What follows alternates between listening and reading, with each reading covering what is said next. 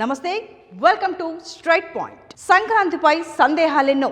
సంక్రాంతి పండుగ వచ్చిందంటే తెలుగు రాష్ట్రాల్లో హడావుడి మామూలుగా ఉండదు. ఇంగ్లీష్ క్యాలెండర్ ప్రకారం చూస్తే ఈ సంక్రాంతి తెలుగు వారికి వచ్చే మొదటి పండుగ. అయితే తెలుగువారి ఈ పండుగను ఎంతో వైభవంగా నిర్వహించుకునే పండుగ. ఇది రైతుల పండుగ, అచ్చమైన పల్లెటూర్ల పండుగ. అంతేకాదు, ఇది పశువుల పండుగ కూడా. అన్నిటికీ మించి దీన్ని కీడు పండుగ అని కూడా అంటారు. ఈ పండుగ సమయంలో ప్రతి ఏటా ఏదో ఒక కీడు వస్తోందని, ఆ కీడును నివృత్తి చేసుకోవడానికి పరిహారాలు చేయాలని చెబుతూ ఉంటారు. అయితే ఆ పరిహారాలు కూడా కొండను పిండి చేసేలాంటివేమీ కాదు. కేవలం బట్టలు పెట్టడం, లేదంటే గాజులు పెట్టడం, చీరలు రవికలు పెట్టడం వంటివే ఉంటాయి. మరి ఈ ఏడాది ఏ కీడు రాబోతోంది? దానికి పరిహారం ఏంటి?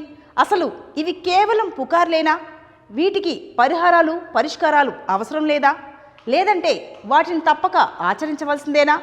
సంక్రాంతి కీడు తెస్తుందా? సంక్రాంతిని ఒక పక్క పెద్ద పండుగ అని అంటూనే మరో పక్క దీన్ని కీడు పండుగ అని కూడా అంటుంటారు. ఈ పండుగ వస్తూనే ప్రతి ఏడాది ఏదో ఒక కీడు తెచ్చిపెడుతుందని అంటుంటారు. పైగా వాటికి పరిష్కారాలు కూడా చూపెడుతూ ఉంటారు.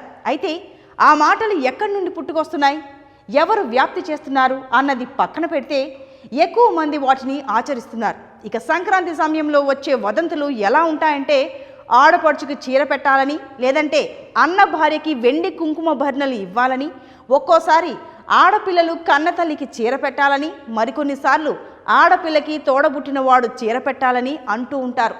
ఇవి అనేక సార్లు అనేక సంక్రాంతి సమయాల్లో వింటూ వచ్చాం.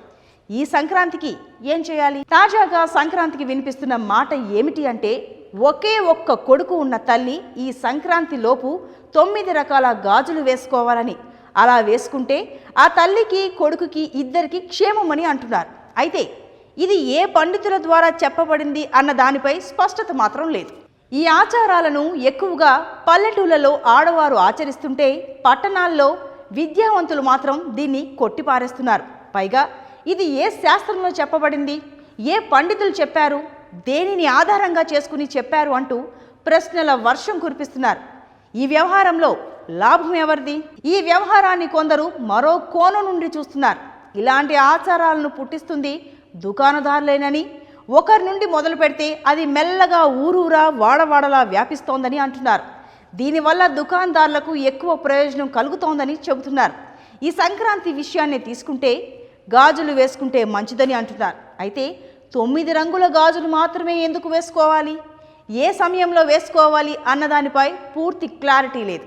గడిచిన సంక్రాంతి సమయంలో చూస్తే కొన్నిసార్లు చీరలు పెట్టాలని వార్తలు వచ్చాయి. దానివల్ల సారీ సెంటర్స్ గల్లా పెట్టే బాగానే నిండింది. అసలు ఏం చేయాలి? వీటన్నింటినీ బట్టి చూస్తే ఆచార వ్యవహారాలు అనుసరించడం తప్పకుండా అవసరమే. అయితే ఎవరు పడితే వారు చెప్పింది గుడ్డిగా నమ్మకుండా మనకి నమ్మకంగా ఉండే పండితుల్ని సలహా అడిగి ఆచరించడం ఉత్తమం అంటున్నారు శాస్త్రం తెలిసిన నిపుణులు.